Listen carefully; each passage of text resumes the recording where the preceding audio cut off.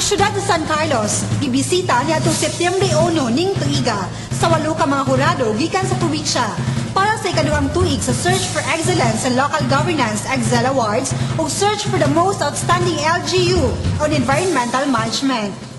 Gihimo dito sa SP Session Hall ang panagtigom sa mga department heads lakip ng DepEd San Carlos o ECBD aron sa pagkuha og kasayuran sa mga programa nga ilan ang napatuman. Human sa makuting pagsukit-sukit, ang mga hurado gihimo og pag-inspeksyon sa palibot sa syudad aron sa pagsuta sa kalimpyo ug katinuod nga mga programa.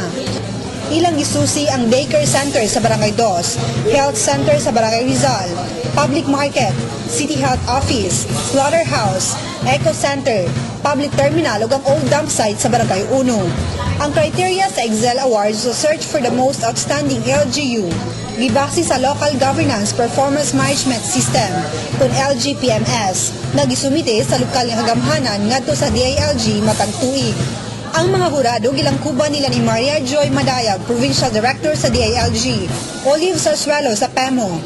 Raymond Cadiz, PHO, Maria Linola Masculino,